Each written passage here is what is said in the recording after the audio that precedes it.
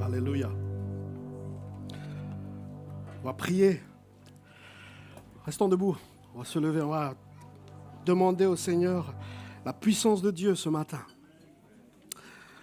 L'apôtre Paul disait pas des discours persuasifs de la sagesse humaine, mais une démonstration d'esprit et de puissance. Et c'est ce que vraiment on veut passer ce temps dans une démonstration d'esprit et de puissance au travers de sa parole, des chants qui ont déjà été entonnés ce matin. L'Église s'accroît par l'assistance du Saint-Esprit, nous dit la parole de Dieu. Et on va demander la puissance de Dieu ce matin. Seigneur, merci pour ce temps.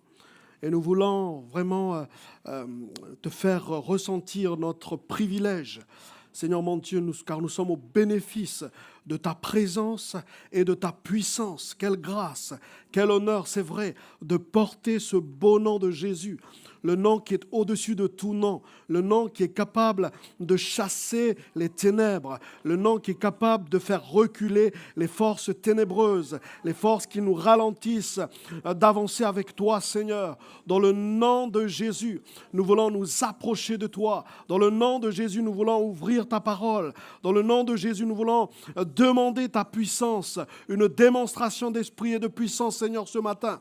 Et je sais que parmi nous, Seigneur, des cœurs sont peut-être abattus, comme l'a été Jonas, comme l'a été Moïse, Seigneur mon Dieu, comme l'a été Élie le prophète.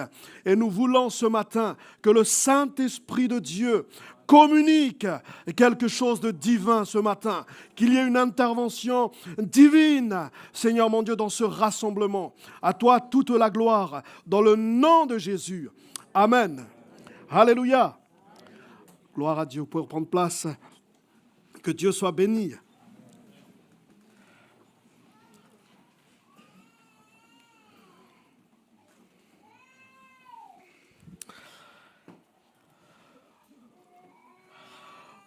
On a terminé l'année avec un message sur l'espérance. En tout cas, il y avait le mot espérance dedans. Et je voulais enchaîner un peu dans cette même pensée, croyant que c'est bien aussi de démarrer l'année avec un cœur débordant d'espérance. Il y a un texte de la parole de Dieu dans Romains, chapitre 4, le verset 18, qui nous parle de l'exemple d'Abraham, mais aussi, et c'est ce qu'on va voir ce matin, l'exemple de Job. S'il y a bien quelqu'un qui avait besoin d'espérance dans la Bible, je placerai Job dedans. Jérémie également. Mais Job, il y avait dans sa vie quelque chose qui devait l'animer, c'était l'espérance ou l'espoir. D'abord, Romains 4, 18, l'apôtre Paul écrit ceci concernant Abraham, espérant contre toute espérance. Il crut, en sorte qu'il devint père d'un grand nombre de nations, selon ce qui lui avait été dit, telle sera ta postérité. Amen.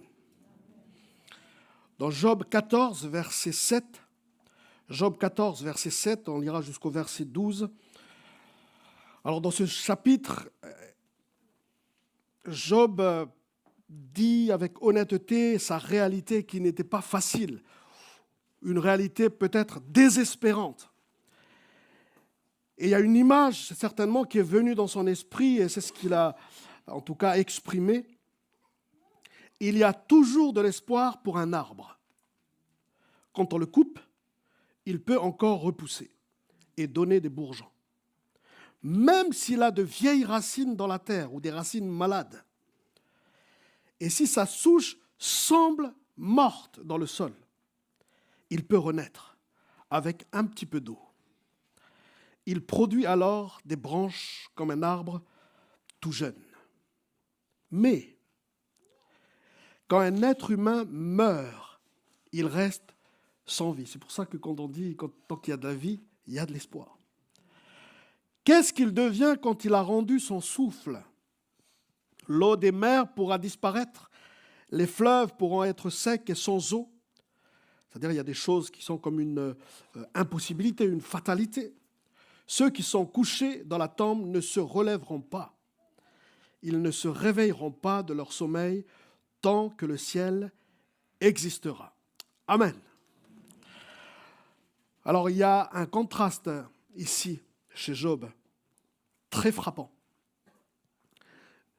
Mais on va en parler. D'Abraham à Sarah, un couple espérant avoir un enfant, même, c'est ce qu'on va voir peut-être, Dieu voulant, la semaine prochaine, à Naomi, dans le livre de Ruth, une situation désespérée. À Job, situation désespérée ou désespérante. Je peux dire que la meilleure manière de définir le mot espérance, parce qu'on pourrait sortir plusieurs définitions, mais la meilleure manière de le définir, c'est le vécu. Quand on vit la chose, quand on passe par une situation difficile, Abraham et Sarah, Ruth et Naomi et Job, il n'y a pas mieux pour définir ce mot-là de l'espérance que lorsqu'on la vit vraiment. Est-ce que vous avez déjà connu des situations compliquées, désespérées et désespérantes? C'est-à-dire le fait juste de voir cette situation me désespère, me démoralise. Impossible, une impasse. Et quand ils vivent cela, ce qui est intéressant de le noter, c'est qu'il y a une honnêteté de la réalité. Il faut dire les choses. Oui, ce n'est pas possible. Oui, c'est bon pour un arbre, mais pas pour moi. Moi, je suis un être vivant, un homme. Je vois les choses, je sens les choses, je sens qu'on ne peut rien là. Un arbre, ça ne ressent pas les choses. Il peut encore espérer, lui. Donc, Job a donné cette parabole, si je puis dire, d'une façon, on va dire, négative, mais il y a quand même quelque chose de positif dans une situation négative. En tout cas, avec Dieu, c'est comme ça. La prédication de l'espérance est une chose. L'enseignement sur l'espérance est une chose. Mais la force de l'espérance, de ce mot-là, c'est quand on la vit. Il y a quelque chose de régénératrice, je ne sais pas si ça se dit, qui régénère, qui motive à nouveau. Quand on voit le monde, l'état de notre monde, et ça va s'assombrir encore plus, ce qui me donne encore de l'espérance, c'est de nouveaux cieux et une nouvelle terre, nous dit la Bible, où Dieu va régner, où Jésus-Christ va venir régner. Ça me donne de l'espérance. Jérémie a vécu ça. Il voyait dans son peuple des situations catastrophiques, moralement et spirituellement de son peuple. Mais voici ce qui me donne de l'espérance. Les bontés de l'Éternel ne sont pas épuisées. Ces bontés se renouvellent chaque matin. Alléluia. Cependant, je vais quand même donner une définition selon Larousse. Sentiment de confiance en l'avenir, ou qui porte à attendre avec confiance la réalisation de ce que l'on désire. La foi est différente de l'espérance selon la Bible. La foi, l'espérance et l'amour, nous dit l'apôtre Paul. Donc, l'apôtre Paul fait bien la différence. Je pourrais dire ceci, si la foi est dans la demande, l'espérance sera plus dans l'attente, mais une attente positive.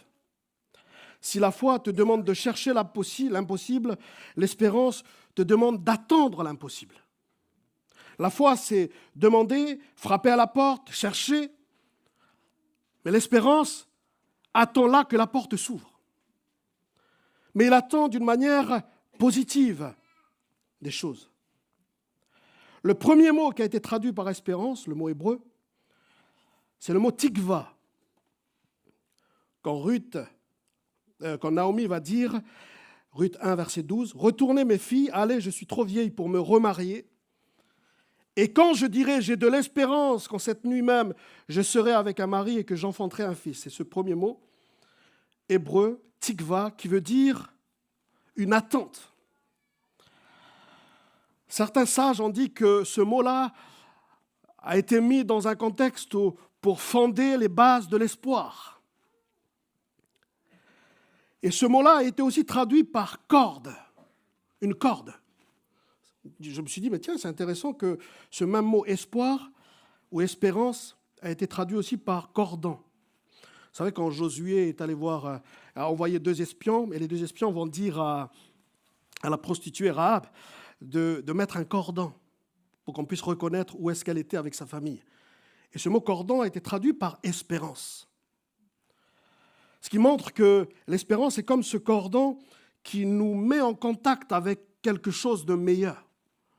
C'est-à-dire que je vis ma réalité, mais il y a un lien avec le meilleur qui est à venir. Il y a ce lien. Toute ma réalité, elle est sombre, elle est moralement abattue, mais j'ai un lien avec le ciel. J'ai un lien avec quelque chose de bon. Merci pour le amen et demi. Et ce cordon a été aussi traduit par, ce mot, a été aussi traduit par lier, rassembler. En d'autres termes, je crois que le fait d'être en contact avec quelqu'un ou quelque chose peut nous redonner de l'espoir. L'arbre ou les racines a été au contact avec de l'eau pour qu'il puisse redonner à nouveau, revivre à nouveau. Moi, je crois que quand on passe des moments ensemble dans la présence de Dieu, ça peut redonner de l'espoir à quelqu'un. Ça peut redonner de l'espoir à celui qui vit dans des situations difficiles. C'est pour ça aussi qu'on vient. Bon, on vient pour adorer Dieu, alléluia. Mais on vient aussi pour s'encourager ensemble. Encouragez-vous mutuellement. Pour redonner de l'espoir à quelqu'un. Et j'espère que c'est le cas. Le fait de se retrouver ensemble, le fait d'être en contact avec le Dieu de l'espérance, un lien. Et je mets ici, tant qu'il y a un lumignon qui fume encore, non, c'est une citation, pardon. Tant qu'il y a un lumignon qui fume encore, il y a une espérance de brasier. Il y a une espérance d'incendie, pour dire comme ça. Quelqu'un a dit aussi, l'espérance est la plus grande et la plus difficile victoire de l'homme sur son âme. L'espérance est il rajoute, c'est pour ça que c'est une vertu héroïque de l'âme. Oui, parce que parfois, quand tout est négatif, quand tout est sombre, 2023 n'a pas été facile, donne-moi quelque chose pour m'encourager, toi. Quand tu vois ma vie, quand tu vois mon année passée, montre-moi quelque chose qui peut m'encourager. Et du coup, l'âme, héroïquement, va chercher quelque chose. L'âme qui a soif de cette eau vive. Il va chercher, tout chercher. Le problème, c'est l'orientation, tu vois. L'orientation, c'est-à-dire qu'il va s'orienter malheureusement dans des eaux empoisonnées. C'est-à-dire le désespoir va le faire tâtonner et va le faire toucher à des eaux empoisonnées. Et malheureusement, il sera encore plus déçu. Mais quand tout est désespéré, il suffit que l'âme, héroïquement, va chercher cette eau vive et qu'il soit en contact avec cela. Et c'est ce que, vraiment, j'espère par le Saint-Esprit, communiquer à quelqu'un ce matin. Romains 8, verset 24, et la parole de Dieu est aussi ces eaux vives. Romains 8, 24, je le lis dans la version parole vivante.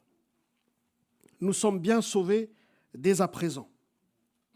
Mais la pleine réalisation de notre salut est encore à venir, l'espérance. Elle est l'objet de notre espérance. Mais qui dit espérance, dit attente. Espérer s'oppose donc à observer. S'oppose donc à posséder, ou à voir. En effet, ce que je vois réaliser, ai-je encore besoin de l'espérer? Verset 25, espérer, c'est se porter vers l'invisible. Et j'aime bien, j'ai souligné cela. Et nous attendons la réalisation de nos espérances avec la patience qui persévère en toute confiance. Espérer, s'oppose à posséder.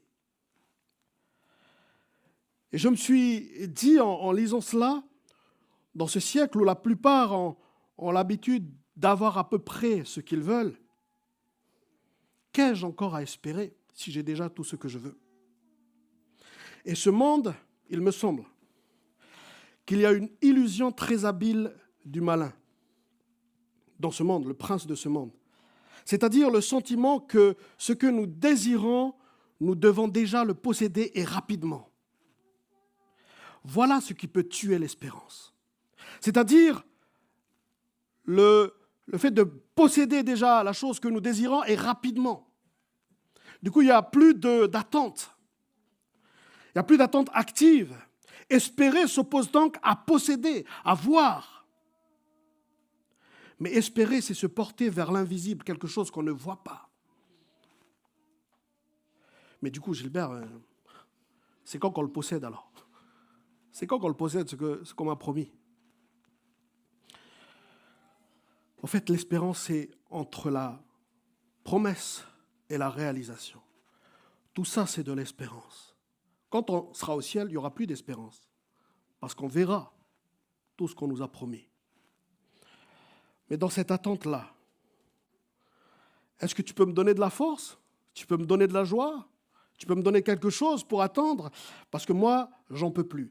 C'est pour ça que Bernanos, c'est celui qui a écrit la citation que je vous ai lue. L'espérance est une vertu héroïque de l'âme. C'est difficile, c'est une victoire de l'âme. Et en fait, ce que Dieu veut ce matin, je pense, c'est de donner l'eau de la vie pour donner à notre âme ce dont il a besoin. Notre âme a besoin de ces eaux vives pour espérer encore, que notre cœur déborde d'espérance. Mais avant d'en arriver là, il y a des étapes. Mon premier point, c'est l'honnêteté, la vérité. Dire les choses. Notre ami Job a vécu des années d'épreuves et il a été honnête avec Dieu. Ce chapitre est l'un des échos de son incompréhension face à la justice de Dieu. Comme ceux d'entre nous, parmi nous, qui sont sans réponse divine quand on traverse l'épreuve. On est là avec nos interrogations. Oui, mais dans cette attente-là, qu'est-ce que je fais? Et Job était aussi dans ce cas-là. Mais Dieu a quand même reconnu chez Job une certaine honnêteté. Et c'est pour ça qu'il va dire aux amis de Job, vous vous êtes trompés. Allez donc demander pardon à votre ami Job. Je paraphrase. Dieu a reconnu chez Job des paroles fortes, dures, mais honnêtes. Parfois, sous le poids de l'épreuve, des paroles fortes, un peu brutales, mais honnêtes, sortent de notre bouche. Un des amis de Job, Élihu, met en garde Job, justement. Fais attention de ne pas faire le mal parce que la souffrance t'y dispose. Dans la souffrance, on peut être tenté de faire le mal. Dans la souffrance, on peut être tenté de passer par des raccourcis trop rapides. Dans la souffrance, on peut être tenté, non pas de tendre l'autre joue, mais l'autre main. Parce que la souffrance nous y dispose. Et du coup, Job va parler de son désespoir avec honnêteté. Et c'est ça la première étape. Comme Naomi, comme Élie, comme Jérémie, on va d'abord décrire la situation, mon Dieu. Dieu, je vais d'abord décrire la situation avec toi. Voilà ce que je pense, voilà ce que je vois, voilà ce qui m'arrive, très honnêtement. Est-ce que Dieu lui a reproché cela? Non. Mais dans sa pédagogie, Dieu a appris à Job quelque chose que peut-être on va voir ensemble, la souffrance du juste. En d'autres termes, ce n'est pas parce qu'on a péché qu'on souffre, mais Dieu est Dieu. C'est-à-dire que même quand on passe par des moments difficiles, Dieu a le droit de ne pas nous répondre. Même dans des moments durs, terribles, et un homme intègre et juste comme Job, jamais il y a eu de Job sur la terre, intègre et juste comme lui. Dieu a le droit de ne pas répondre à un homme comme Job. Alors si Dieu a le droit de ne pas répondre à un homme comme Job, nous c'est pareil. Et Job était là. Oui, mais Seigneur, je suis intègre, je suis juste, j'ai fait ceci, j'ai fait cela. Job va parler de son désespoir avec honnêteté. Finalement, pour faire renaître l'espérance, c'est la première étape. Je lis encore une citation, pardonnez-moi. On ne va jusqu'à l'espérance qu'à travers la vérité. Pour rencontrer l'espérance, il faut aller au-delà du désespoir. Quand on voit jusqu'au bout de la nuit, on rencontre une autre aurore ou un autre jour. Mais il faut d'abord aller au bout de la nuit pour qu'un autre jour arrive. Naomi a dû affronter la réalité que Moab n'était pas une bonne destination. Mais elle a dû, oui, malheureusement, avec des épreuves, reconnaître que Moab n'était pas une bonne destination et du coup retourner à Bethléem, retourner en terre de Juda, pardon. Et on voit dans la parole de Dieu des hommes et des femmes qui se sont démarqués par leur honnêteté quand ils racontent leur désespoir. Et pourtant, c'était des prophètes, c'était des hommes intègres comme Job, Élie, Jonas. Jonas disait, par exemple, « Mon âme est abattue au-dedans de moi. » Est abattue. Dieu nous a également montré qu'avec ces mêmes hommes, il a fait renaître quelque chose qu'on appelle l'espérance. Non seulement chez eux, mais aussi dans leur entourage. Et moi, j'aime parler de l'espérance. Mais en commençant par la première étape, ou en commençant bien, si je puis dire. L'espérance ne marche que lorsque l'on n'a plus rien d'autre que l'espérance. Je m'explique. Ça veut dire que lorsqu'on se trouve au fond du trou, il n'y a plus de cordon. Le seul cordon qui reste, c'est l'espérance. Comme quelqu'un qui est au fond du puits, là. Et l'espérance ne marche que parce qu'il n'y a plus d'espérance. Il n'y a plus d'espoir, pardon. Je ne sais pas si vous me suivez. L'un des plus beaux versets concernant l'espérance dans la Bible se trouve dans le livre le plus désespérant de la Bible, les Lamentations. Est-ce qu'on peut projeter Lamentations chapitre 3 ? On ne va pas lire tout le chapitre. Mais voici peut-être le chapitre le plus démoralisant, où le prophète ne fait que pleurer en disant des choses. Mais Dieu ne va pas cacher les mauvais côtés de sa créature ou de la situation. En fait, il n'en a pas honte. Quand tu décris une réalité à Dieu, Dieu ne va pas se cacher. Dieu ne va pas fuir. Non, ne va pas. Le pire, c'est le déni. C'est le déni de la réalité.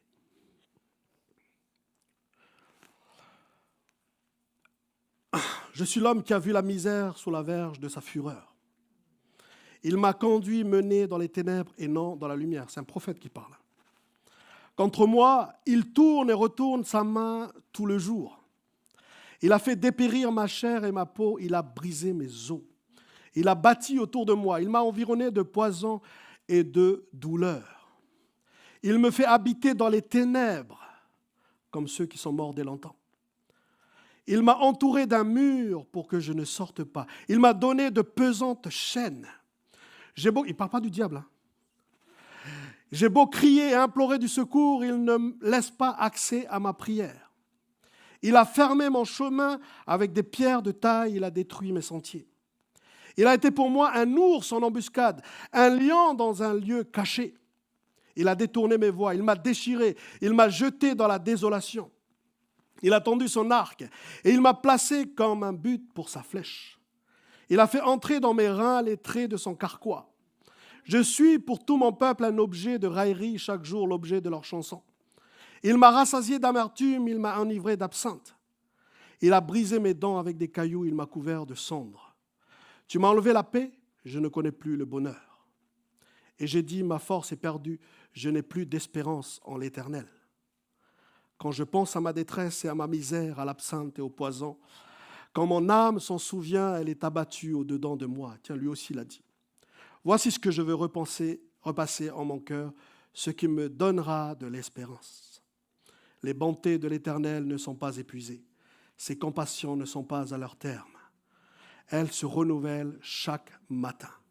Oh, que ta fidélité est grande. L'Éternel est mon partage, dit mon âme, c'est pourquoi je veux espérer en lui. Et on continue. L'Éternel a de la bonté pour qui espère en lui, pour l'âme. L'âme qui le cherche, la victoire de l'âme, c'est l'espérance. La plus belle victoire de l'âme, c'est l'espérance. Il est bon d'attendre, je parlais d'attendre tout à l'heure, en silence, difficile, le secours de l'Éternel. Amen. J'ai des frissons quand je lis ça. Je sais que beaucoup d'entre nous, et même moi-même, on vit des temps difficiles, on peut vivre des temps compliqués. Mais il suffit de lire de tels chapitres pour redonner de l'espérance.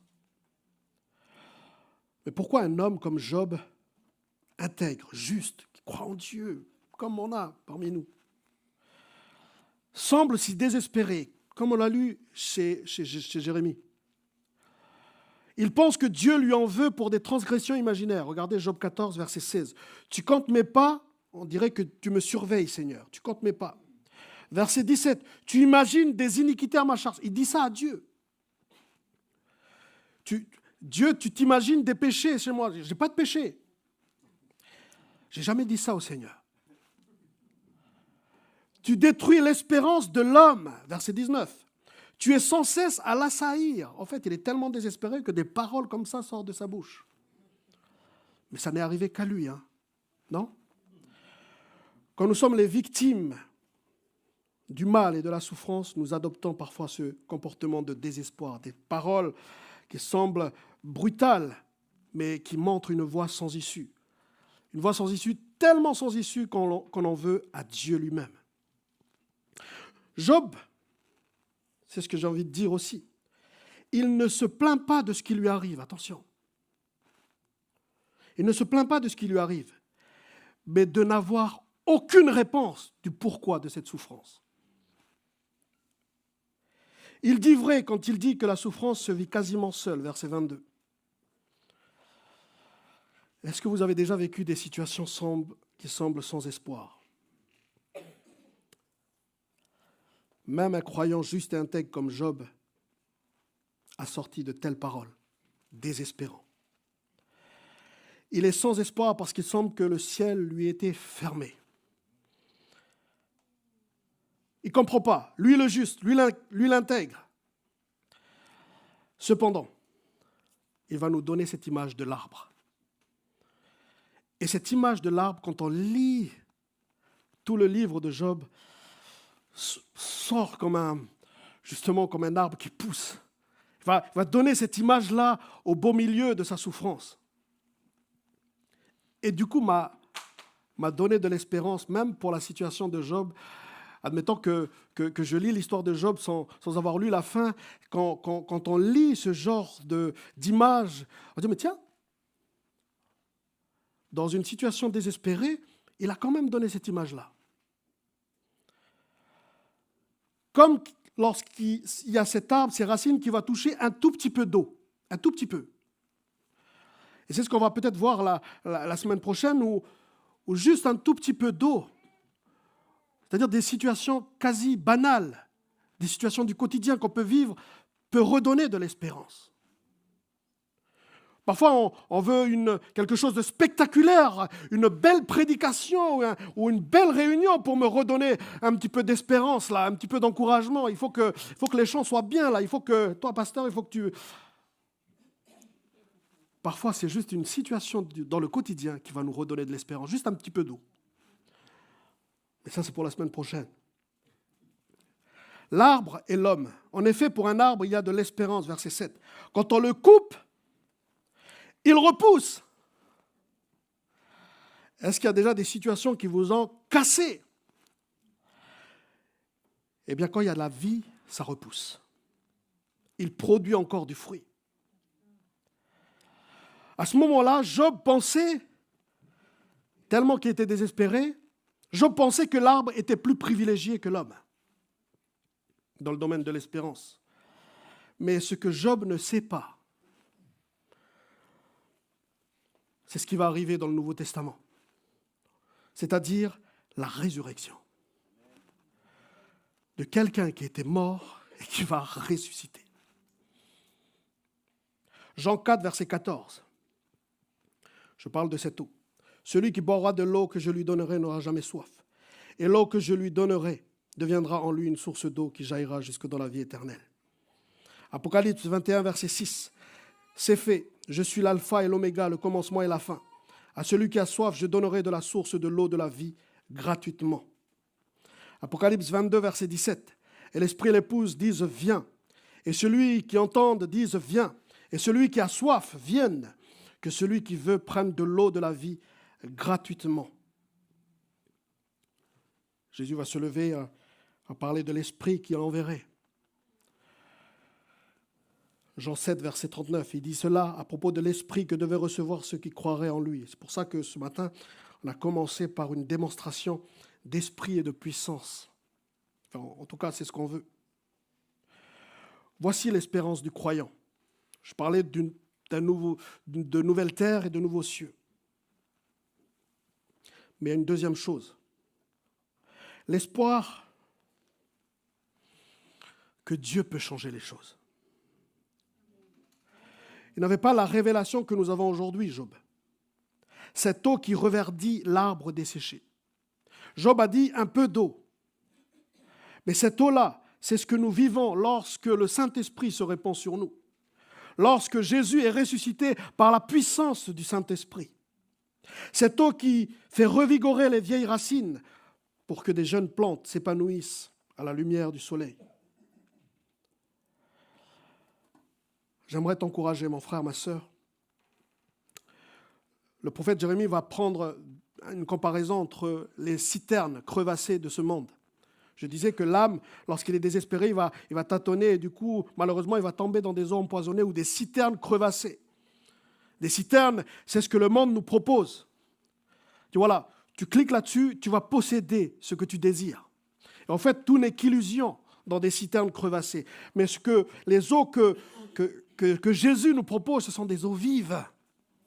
Des fleuves d'eau vive. Des fleuves d'eau vive qui jailliront du sein de celui qui accepte ces eaux vives. L'espérance que Dieu fait toutes choses nouvelles. Voilà ce que ces eaux vives peuvent nous communiquer.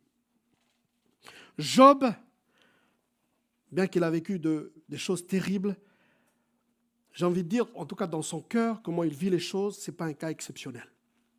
Et tiens, pasteur, tu as vu quand même ce qu'il a vécu? Moi, si je vis 1/10 de ce que Job a vécu, je m'écroule. En fait, je parle de la démarche de l'âme. En d'autres termes, je redis d'être honnête sur certaines situations, sur certaines réalités, et même parfois de mettre tout sur la table devant Dieu. Et Dieu nous envoie, peut-être pas des réponses petit a, petit b, petit c.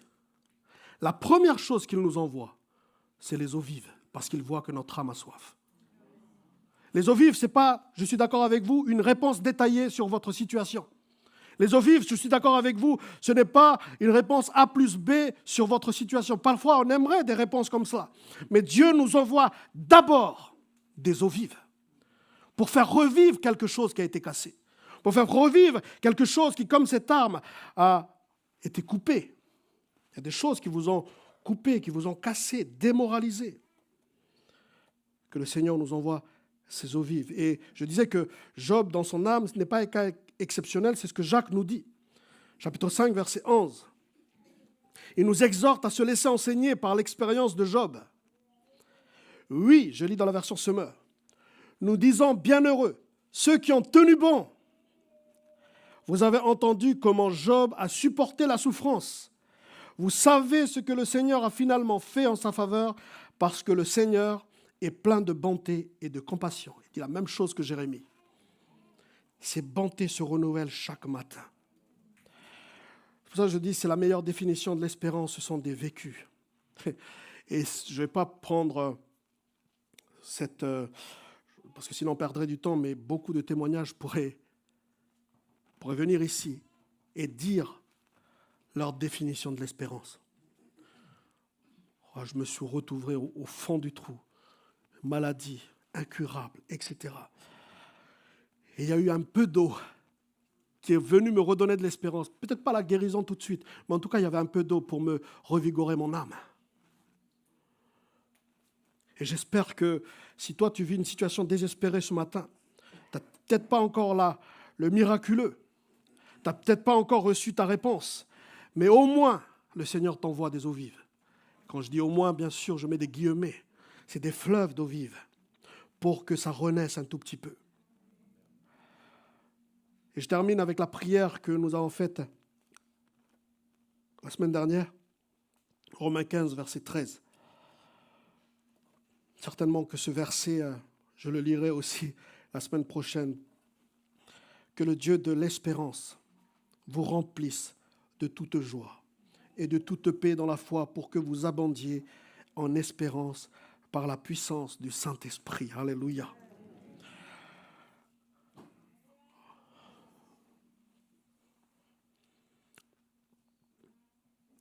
Quelqu'un ce matin qui a perdu la joie. Ce n'est pas dans mes notes, mais qui a perdu la joie de louer Dieu. Ne t'inquiète pas, mon frère Jérémie est passé par là. Jérémie a connu cette déprime. Élie, encore pire, un prophète puissant, a connu cette dépression-là. Mais voilà ce qui va nous donner de l'espérance. Je prie afin que le témoignage de Job, le témoignage de Naomi et le témoignage d'Abraham et de Sarah puissent te donner à toi de l'espérance. Un cordon qui nous met en contact avec ce Dieu bon et fidèle. Un cordon, une corde, tu es là et c'est la seule corde qui te tient. C'est ton espérance. Alléluia. On va prier le Seigneur. J'inviterai les musiciens à s'approcher. Peut-être tu as besoin ce matin de l'espérance, d'un acte de foi, d'une démarche. Eh bien, je t'inviterai à te lever pour que le Seigneur te communique à nouveau de l'espérance par rapport à une situation. Alors que je prie, voilà, tu peux te lever en disant, mais Seigneur, je veux ce petit peu d'eau ce matin, en repartant d'ici avec un avenir et de l'espérance. On connaît bien ce texte de Jérémie 29, 11, car je connais les projets que j'ai formés sur vous, projets de paix et non de malheur, afin de vous donner un avenir et de l'espérance. Le Seigneur veut communiquer cela ce matin par ses eaux vives, par le Saint-Esprit. On l'a dit tout à l'heure, non pas des discours persuasifs de la sagesse humaine, mais une démonstration d'esprit et de puissance. Une assistance du Saint-Esprit ce matin à des situations, à des cœurs brisés, à des cœurs peut-être qui ont perdu la joie. Que le Dieu de l'espérance te remplisse de toute joie, de toute paix dans la foi, afin que vous abondiez en espérance par la puissance du Saint-Esprit. Seigneur, je prie pour qu'il y ait la puissance du Saint-Esprit qui soit communiquée à un cœur ce matin. Qu'il y ait l'assistance du Saint-Esprit pour venir soutenir celui qui a été affaibli par diverses situations qui se sont passées l'année dernière. Seigneur, voici une année nouvelle et nous voulons que nos cœurs, Seigneur, soient pleins et débordants d'espérance. Quant à ces situations que nous traînons année après année, Seigneur Dieu Tout-Puissant, avec honnêteté, nous te les apportons. Seigneur, nous voulons t'ouvrir nos cœurs. Mais tu es notre espérance. Tu es notre espoir. Tu es notre chant, tu es notre louange. Tu es la source de notre vie. À quel autre irions-nous, Seigneur? À quel autre irions-nous? Seigneur, tu as les paroles de la vie éternelle. Communique la vie ce matin. Communique la vie à cet arbre qui a été cassé, coupé. Communique la vie, Seigneur, dans ces vieilles racines qui ont été desséchées. Seigneur, dans le nom de Jésus, je te prie.